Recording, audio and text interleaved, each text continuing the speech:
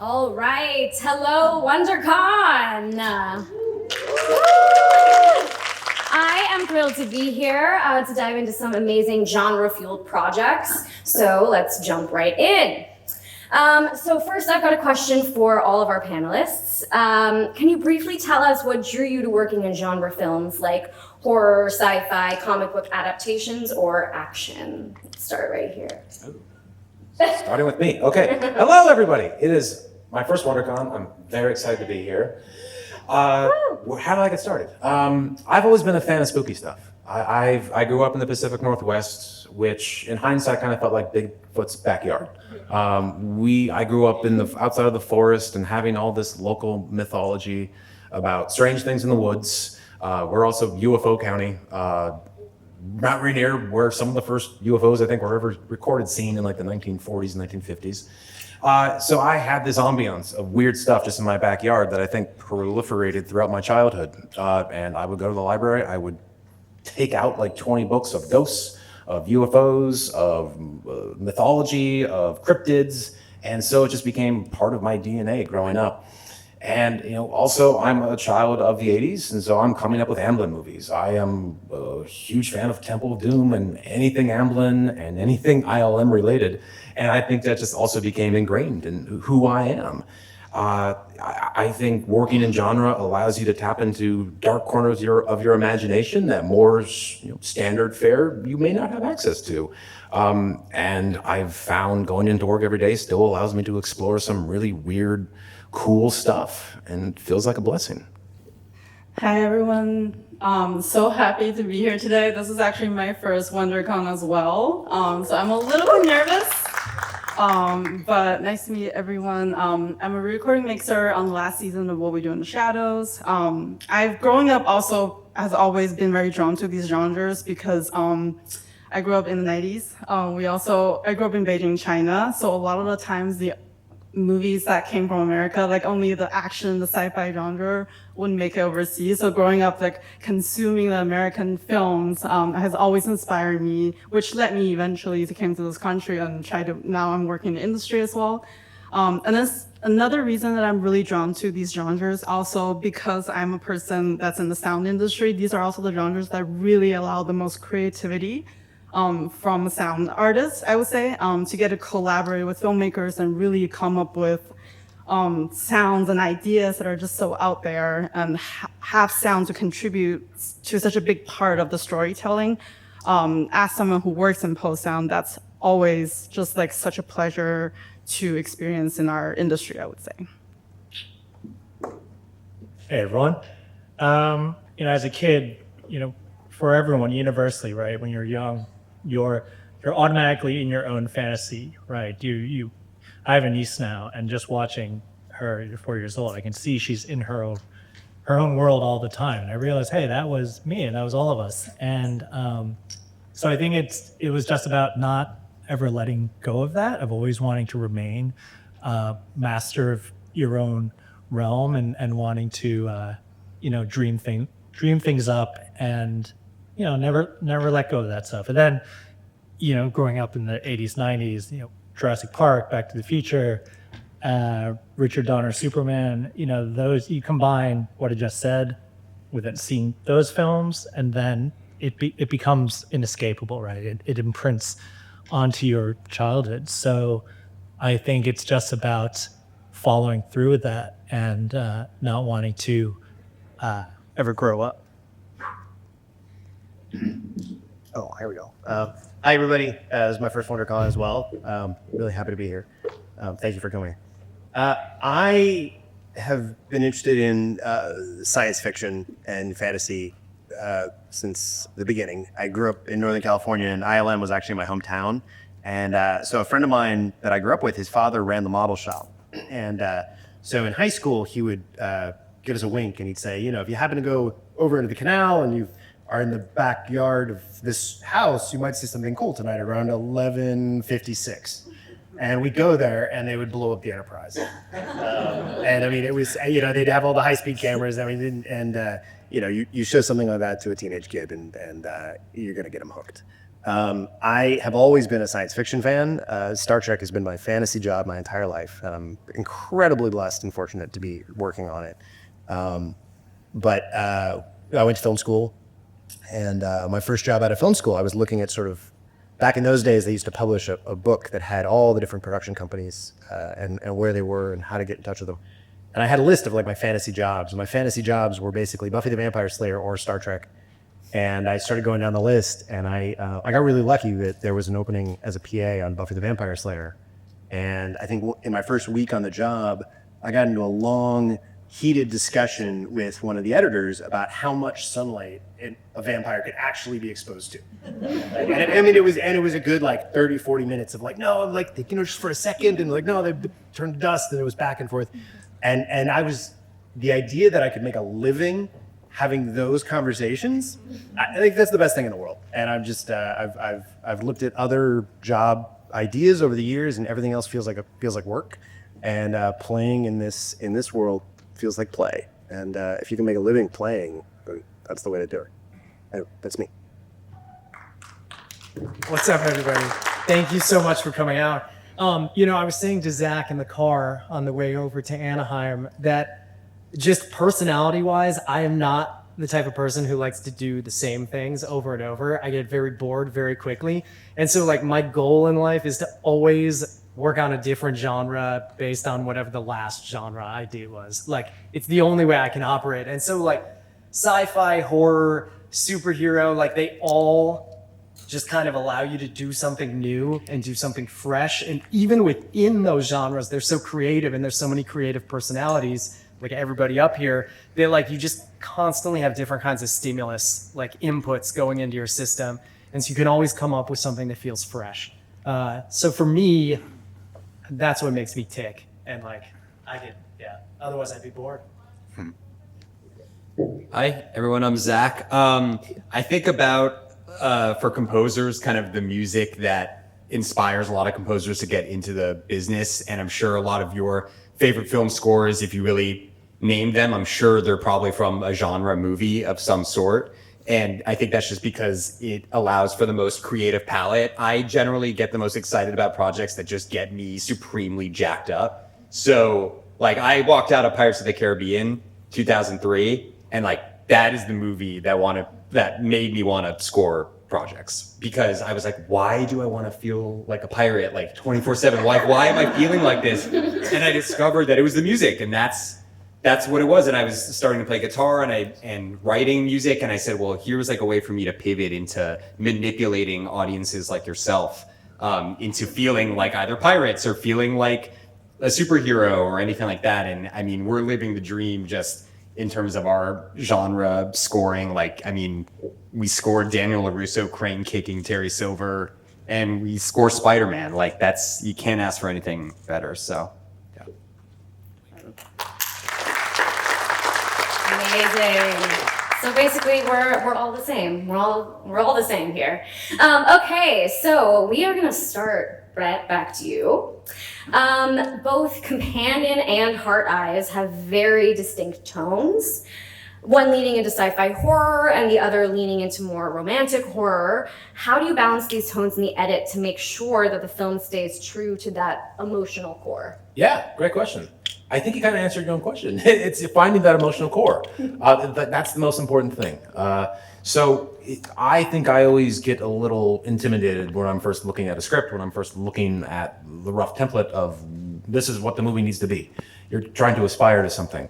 And then I continuously remind myself every single time I start a job that you have to start very, very small. And it starts by starting very small and building outwards. And so at the heart of every single film, every single story, are characters. And so for me, whether it's Companion starting with Sophie, or whether it's Heart Eye starting with Olivia, starting with this character that we are being asked to empathize with, and reacting to that material, reacting to the dailies that are coming in, and using your own internal emotional barometers to ascertain, do I believe this? Does this feel real in the context of this scene, this moment, this sequence? And you begin to construct off of those your own personal, subjective, emotional reactions. And as you layer in shot by shot and the scene takes on more complexities, you ask yourself, like, is this the desired emotional effect that the scene needs, that this moment in the movie needs? And from there, if it's not quite there, you can typically nudge that tone a little bit with some music, with score, with the juxtaposition of another image, with the pace of a scene. It's all these factors that are at play, but at its essence, it comes down to, do I believe this? How do I feel upon watching this? And reminding myself that these film editing is just reiterating, it's re-editing, it's watching, it's collecting feedback, it's developing this thing more and more. So at its heart, it's about staying emotionally true to what you're watching and knowing that the added, thinking of a film in terms of like a sci-fi horror or a rom-com horror, those elements come if the inner character journeys are working. So build inward, build from the character outwards. And I think the film typically finds itself. Yeah, amazing. So fun. All right, so next to Christina. The world of What We Do in the Shadows is filled with rich sound design, from supernatural elements to atmospheric details. How does your sound mixing help bring that world to life and make it feel immersive to the audience? So for anyone who's a fan of Shadows or who's watched Shadows series, know that the plot line is very much a mockumentary, but within this plot, we have vampires, we have werewolves, we have monsters, like all the supernatural creatures and sound that's attached to it. So sound played a big part, in my opinion, to the Shadow universe in terms of all the signature sounds that everybody hear between vampires, humans. I think something that's really, really noticeable, like for instance, would be like when Laszlo, Naja, when Nendor, they're all transforming from their human form to a bat form. That's the same sound effects that was pretty steady throughout all 6 seasons of the show. So things like that. And then because it's still a mockumentary with all the supernatural elements, we still very much wanted it to sound as natural, as real as it could be. So a lot of the times it's about getting things to sounding really cool and big, and then taking a step back globally and shaping it into the Shadow universe. So in the final season, if you see like Laszlo's in the lab, all his machines that he invented to resurrect the monster, all that stuff, we wanted to make sure that it sounded very unique in the Shadow world, that it feels very impactful and strong, but it's not too meaty and punchy. It still feels like you're there in the lab with Laszlo making this monster and bring the monster back to life. Another big character I would say about the show soundscape would be the Shadow house, because they spent so much time in the house. There are so many rooms, and each room had its own characteristic. One of the big things, their lobby and the main meeting room. Something that was really important to our director and producer, Yana and Paul, was the grandfather clock and the fireplace. So everything, when you're in the show, in the room with those characters, whichever room you're at, you're hearing the relationship of those elements very differently. So there was a lot of mixing in sound-wise, and a lot of reverb to make you feel like you're in the correct room, and the grandfather clock and the fireplace are at the correct level, and you feel like you move to another room and now it's certainly far away. So a lot of those elements that I would say were really maintained in the show. And then honestly, it was just really, really fun to get, especially this last season, we paid homage to so many old films.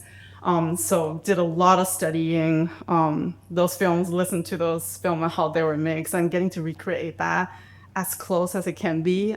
So I would say a lot of sound ideas went into the series, especially in the last season. Yeah. Fun. All right. On to Johnny. As both VFX supervisor and second unit director, you have a unique perspective on blending practical effects with the digital elements. How did you approach the action sequences to ensure a seamless integration between stunts, practical effects, and CGI?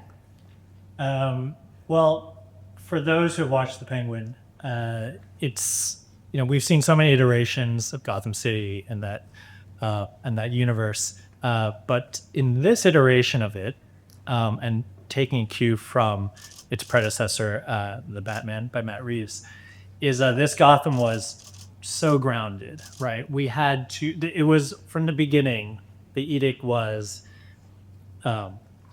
in this world, everything has to be absolutely grounded and real, making way for the characters to drive it, right? We don't want to be distracted by spectacle or distracted by anything that might pull you out of it, because we had such good characters and the writing was so strong that we knew that the characters had to be center stage. So every visual had to support the story and support the characters, which is, as Bert was saying, it's always the mission for every shot in a film or TV show is to tell a story and to tell the character story. So, visual effects were often, doing larger than life things, right? And making the impossible happen, right? Like, tsunami waves or, things exploding and things that we all have very little real world reference to in our like normal lives, right? Some people only have, but for the everyday viewer, in episode 3, we had this tsunami flood through the city, right, from the bombs that the Riddler set off in the movie, and in the Penguin we got to see like a close-up view of it from the perspective of Victor, just a teenage kid. And when we approached this flood, we were like, all right, what are our references, right? We've seen this before. We've seen it in many disaster movies. We've seen there's a great tsunami sequence in the Godzilla film, you name it. But in all those movies, those sequences, those set pieces are there to give you a wow moment where you're so it's this little reward for the audience to be like, oh my god, that's so cool, right? But for Penguin, every scene, such as the flood, it could not be for that. The mission was like, no, this flood is not a spectacle. It's not something for us to get giddy by, but the flood was there to anchor the character of Victor, because the flood sequence is telling his whole backstory of how he lost his whole family and right before his eyes. And the last thing he had done with his parents is kind of mouthed off to them as he's thrown out of the house. So that was such a great story setup that when flood comes, we're not supposed to get excited. We're supposed to be in like tremendous sorrow and tremendous pain, trying to be Victor in that moment. So when we're designing sequences like the flood, we had to get out of our heads the Roland Emmerich scenes and all those big scenes, and really had to tune into like, what is Victor seeing? And in VFX, it's very easy to get carried away. So I felt my mission on the show was really to like literally ground it, bring all the effects down to earth. What could a real person see? What would the experience be for the regular man or woman or teenager in this case, right? It had to like hit home. It had to hit you so hard, right in the heart. And sorry, just thinking about it. Like even watching the sequence in the edit, I mean, we would like get choked up on it, and we knew it was working then, that we were, it was affecting us. And another common thing often said in post in the edit bay was, the effects have to affect us, right? Like we're not meant to see the effects, we're meant to feel the effects. And as much as it's visual effects, we're not really meant to see it, at least in Penguin. And a lot of people watch the show and there are a few big set pieces, but a lot of people are like, oh, well, what are the effects, right? And we had 3,100 visual effects shots on the show, which is more than a lot of feature films. And the problem is you might notice 100 of them, and the more we hear that we didn't know there were so many effects, the more we feel like we did our job, because that's the best review we could have is when we're reviewing it with the showrunner, is when they're basically saying, oh, so where is it? Or so what am I reviewing? And then we know we got it because they didn't even notice what we did. In terms of balancing it with stunts and practical, in the same theme of grounding it, it was always, can we do it for real first? it always has to start with the human beings we have that worked on this great crew. So if it was an action sequence, first is like, can the actor do it? No, the actor can't do it. Okay, can the stunt person do it? Okay, yes, the stunt person can do it, but not in that environment because it's too dangerous. All right, can the stunt person do it on green screen? Can then stunt person do it on green screen? But then we replace, I don't know, his punch or something to make it. You know, it's all like try not to lose the human being in the process. You know, like do everything you can, and if the last resort, very last resort, is do a CG version of that character, then it'll come to that. And Penguin, we may have had one shot. It's in that pilot where one of the goons gets hit by a school bus. And that was the one time we said, all right, we just got to do a full digital character. But I think It's a good time to use a digital character. yeah. And what's great, and it's online somewhere, the behind the scenes of it, but the way we shot that school bus scene was, you know, things move so fast in TV. And it was like, all right, we got to shoot this guy. Or what do we shoot? All right, he's going to get hit by a bus. And like, all right, let's just get another stunt guy to just push him over real hard. And so that was the plate. It's just the guy, there's some little here, just pushes him over, and and that becomes the genesis of the shot. So even if we're going to do a digital character, it's like, all right, well, literally how many frames of him getting hit by the school bus can we use of the real guy? Even if it's just the 2 frames he's getting hit, right? That 1, 2, that's you've already sold it because you've hung on to the human element of it. Same thing with, you know, whether we use sparks or blood. Often it's like, let's do blood for real, or sparks for real, because it looks so good. And we all know that. But often you're on set and it's, we don't have enough time to clean up the blood after that take. We can't do it with blood. So it's like, oh, please, can we? So again, you just work your way down. It's like, all right, how about we do it with no blood, but on take number 3, the last one, we do it with blood, you know, so we don't need to clean it up after. And then if they're still like, no, it's like, okay, after we've moved on, can I shoot the blood on its own, you know, after everyone's gone home, and just shoot it on green screen? At least we're using the blood, the special effects rig that launches the blood, right? Anytime you can Blood cannon.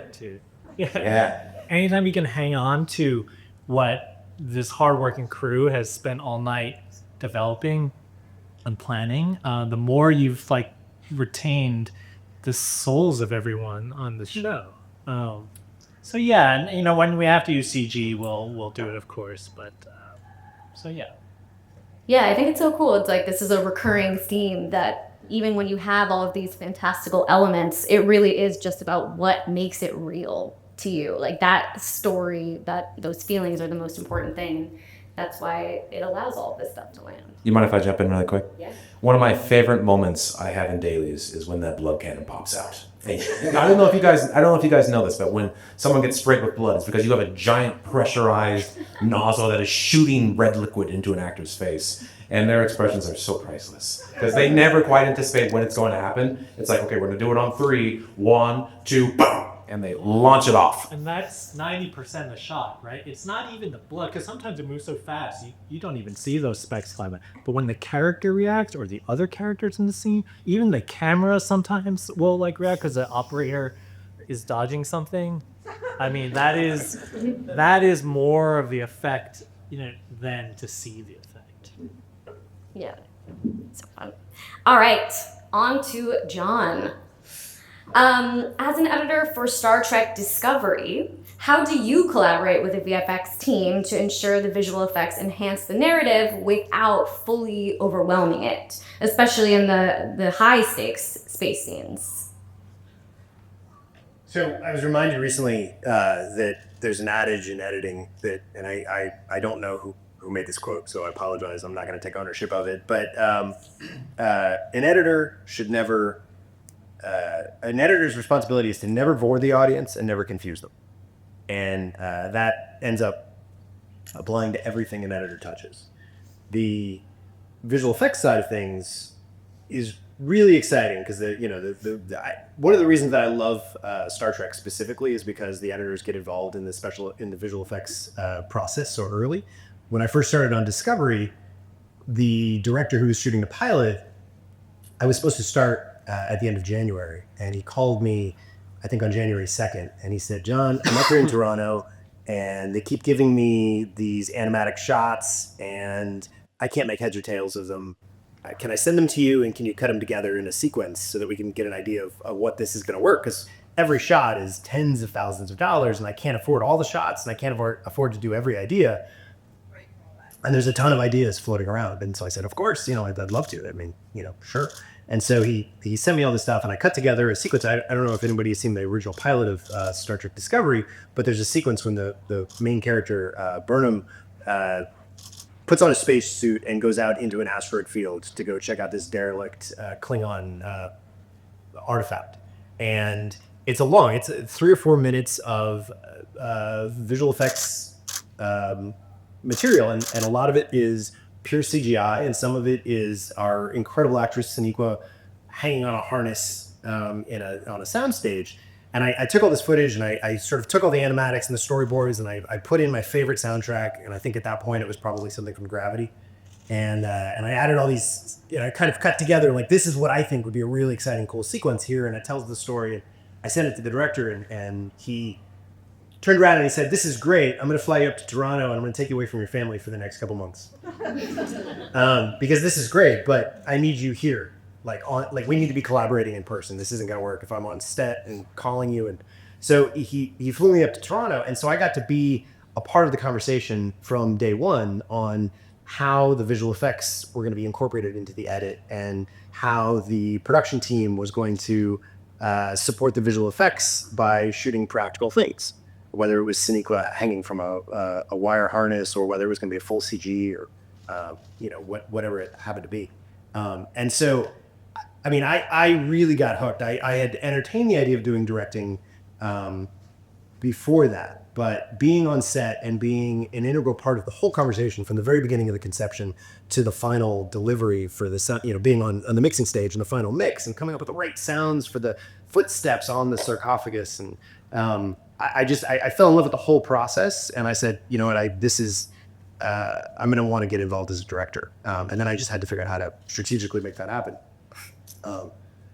The thing that I think is really interesting about working on something like Star Trek is that there are a lot of people that care a lot about Star Trek.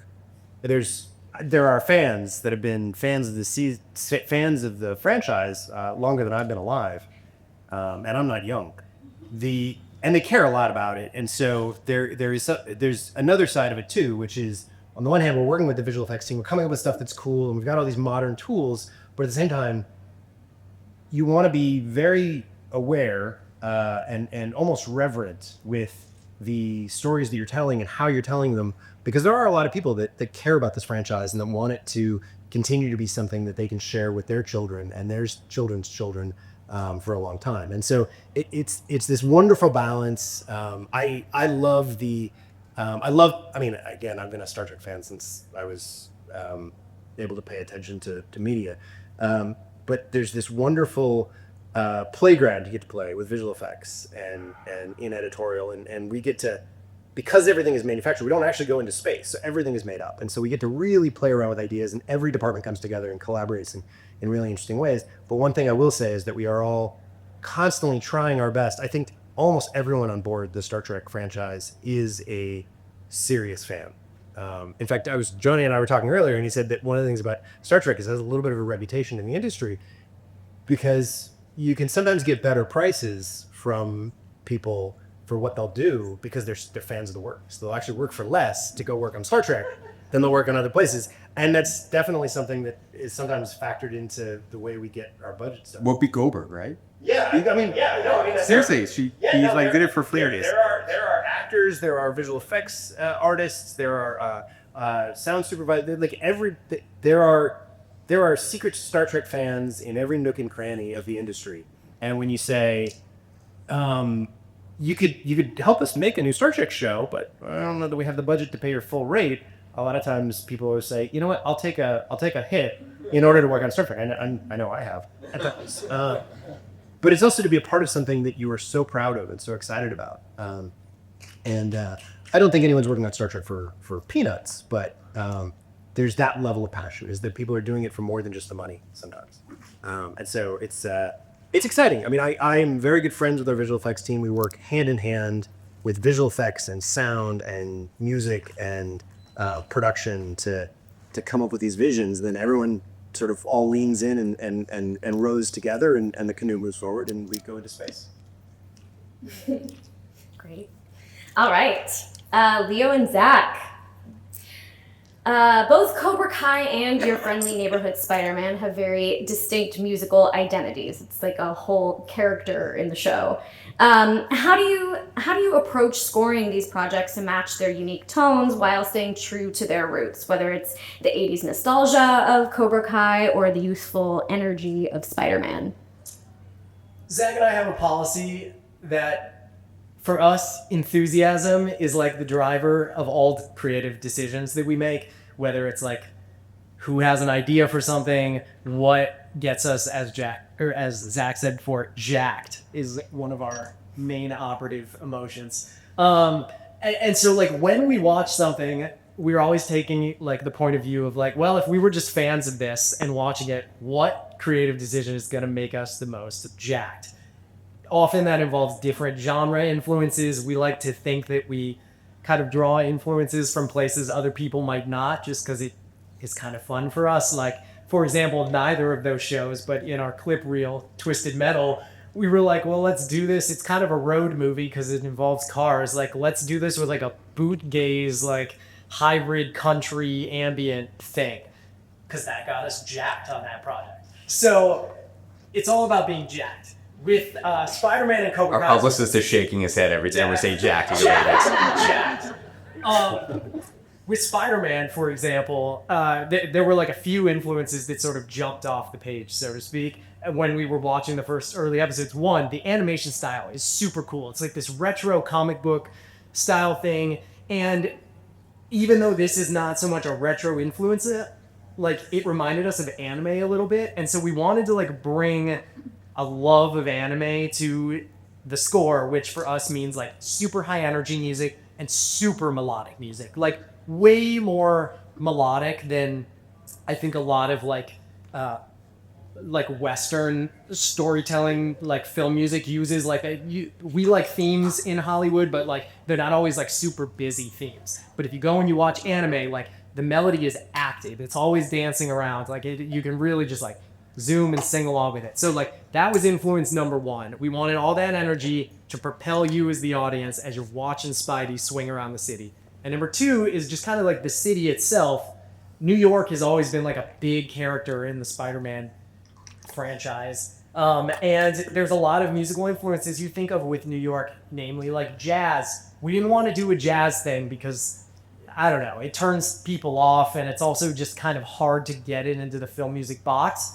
But we thought it was a really nice connection to look into something like lo-fi hip-hop, which has a ton of jazz influences and also sort of connects with like Peter Parker on the more just like teenager level. I think one thing that really stood out to us about the show is that it's like a bit of a slice of life show. You see all this time of Peter just like being a kid, being a teenager, hanging out with his friends, and we wanted to find music that felt like it would be something that he would actually listen to in universe and also give a nod to the like New York of it all. And yeah, so two influences from totally different places that just kind of like through our jackedness got us into creating the score to Spider-Man. I'll hand it off to Zach to talk Cobra Kai. I was going to just generally speak of that every project we do just requires different, a different score, a different sound. And I think sometimes Hollywood has a very hard time grappling with that. I'm sure everyone on this panel deals with pigeonholing in some capacity, though I would really like to be pigeonholed with what you do over there. I would love to be doing Mandy and go out of space. You could pigeonhole me on that. But I think like, Cobra Kai, we prescribed that sound with the help of John, Josh, and Hayden, the creators. Like we went to them and we pitched on that show and we said, we think like this score should have these elements of like 80s-ness to it, whether it's like 80s rock or 80s film score, Bill Conti style Karate Kid music, but we need to bring it into the new generation. So we developed this kind of synthwave heavy 80s sound for the first season, and then it evolved into just a karate opera of sorts. So we had a full orchestra on that show every single episode. We had a full choir, like Wagnerian size orchestra, and a lot of people don't really realize that even in our own industry. But we approach every single project differently, and it actually ends up kind of being hard for us to like put our music on reels when we try to get new projects because It's so specific. it's so specific. And Cobra Kai in particular, people are like, hey, I didn't ask for like the 80s kind of operatic shred fest that this score is. But what it really comes down to is it's truly like our voice that's kind of in every project. Hopefully, as we just get more credits and develop our sound, like you'll hear us and you can hopefully recognize that it's us. So that's our main goal with everything. Love that. Love the idea of a karate opera. Yeah, you should check the show out. It's pretty wild. If you had a cool I like that juxtaposition of idea. words. Incredible. Well, obviously we wanted to talk to you guys for hours, but we've about 10 minutes left, so I want to try to run through these questions, hear from everybody again.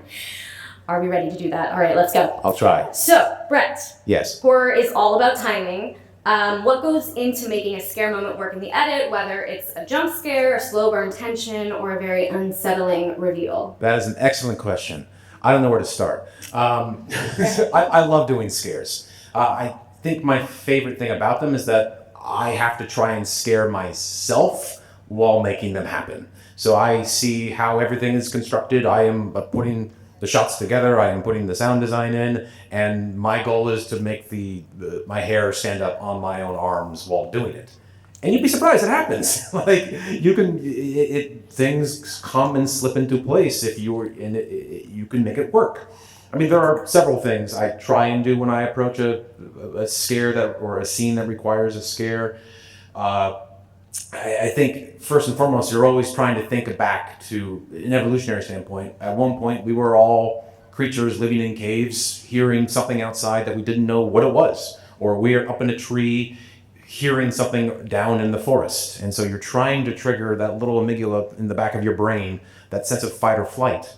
And there's several things that go into it. I mean, one, you talk about ambiguity. You talk about this, a fear of the unknown typically is going to be in your advantage. And that could be either what this thing is, where is it, how is it going to attack me, is it going to attack me, and when.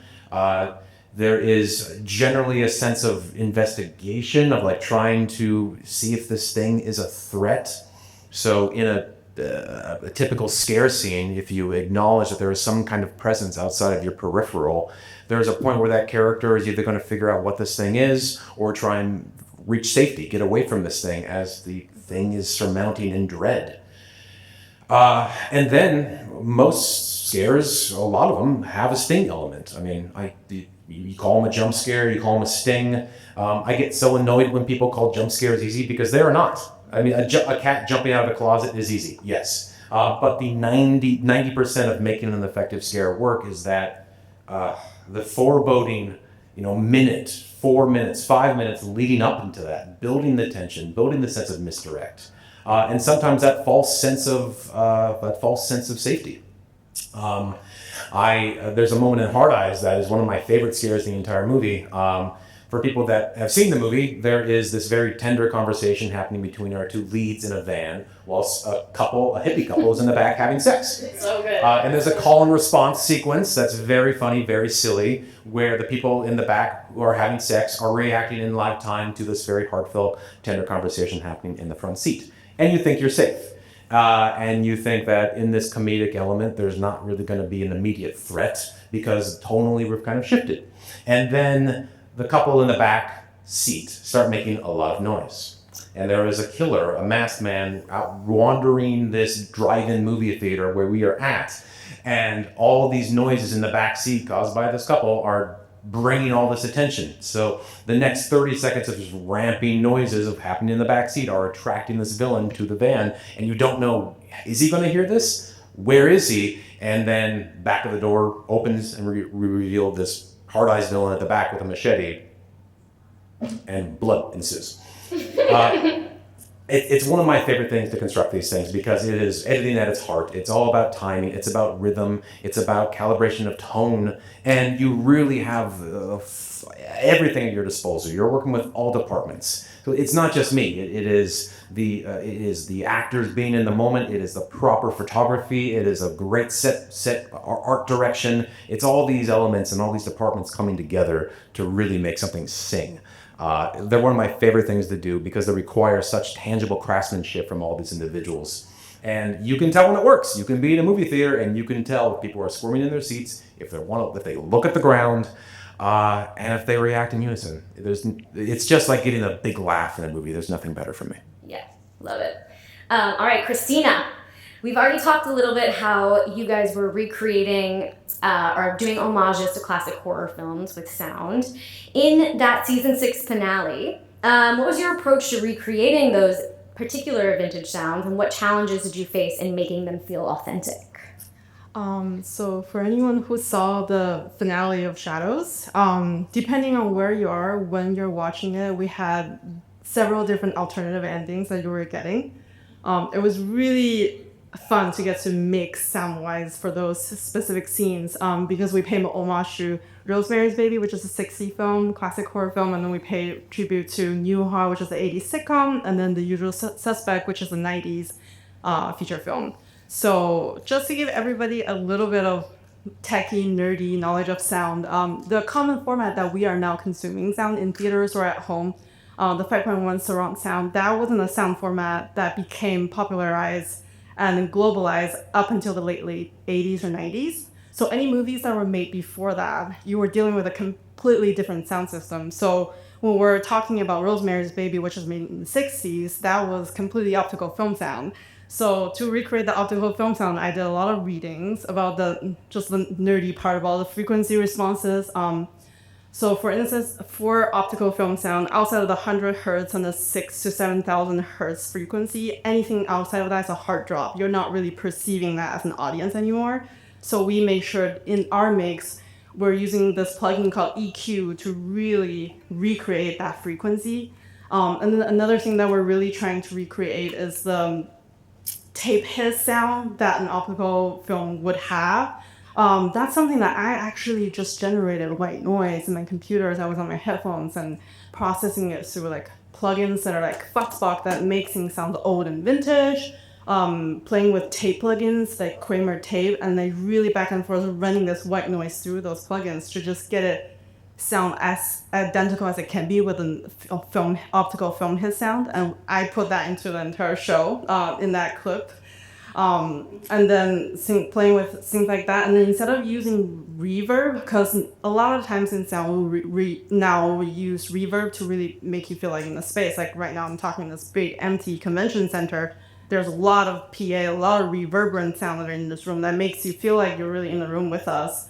But instead of using that element to really match that quality of film from that era, I discovered that actually playing with the tape delay feels like a reverb. It makes you feel like you're in the environment with them. That sounds a lot more accurate than what the reverb, which is a very modern plugin, that can give you. So a lot of the times I was using tape delay and just mixing that, automating that to make you feel like, oh, you're in the world of Rosemary's Baby. And then also a lot of the older films, if you know a little bit about what we do in sound department, we have this big department called the Foley department.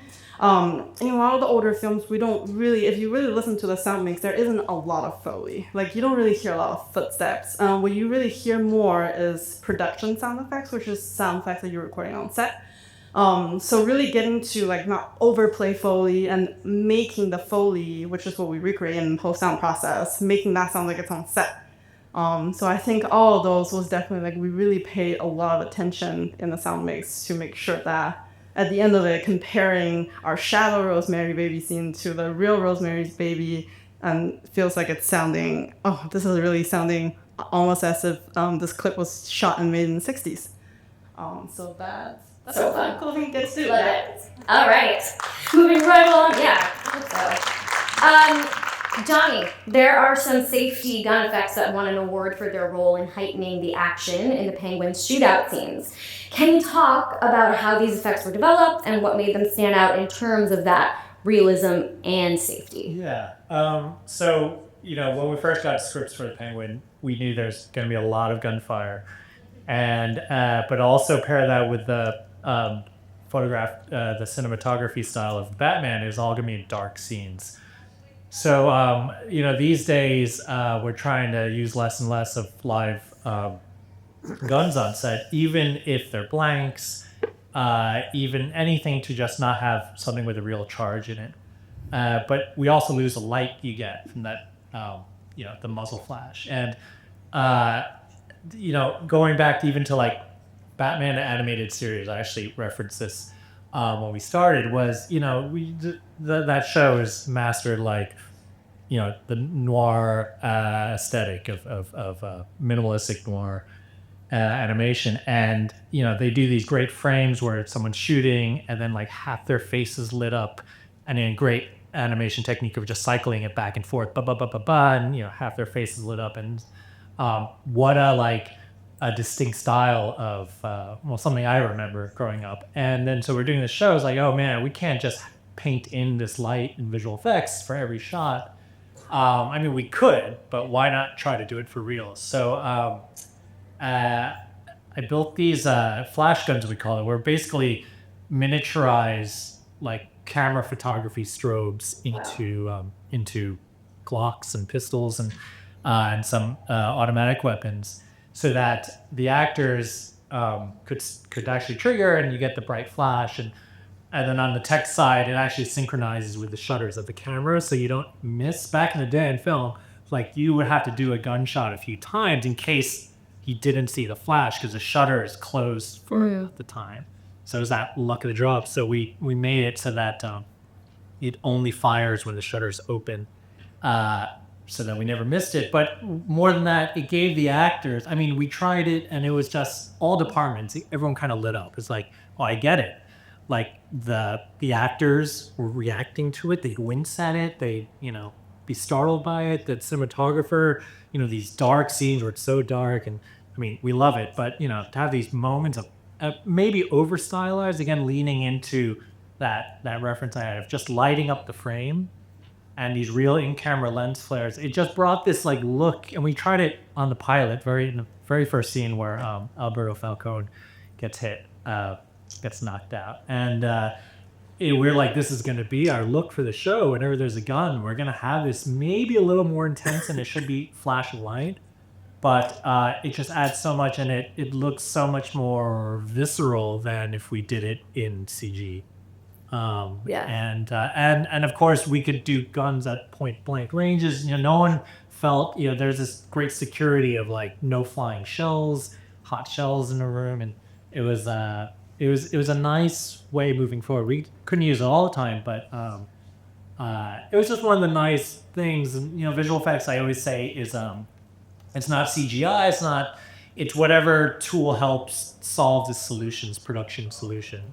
And so in this case, that's what it was. Amazing. Yeah. Love it.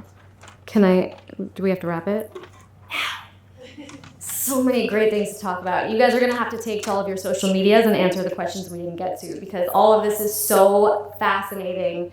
We're gonna have to end it. Thank you guys so much, Brett, Christina, Johnny, Jon, Leo, and Zach, for being here with us today to discuss their creative work. Thank you, Impact 24 PR and WonderCon, for putting this panel together, and to all of you for joining us.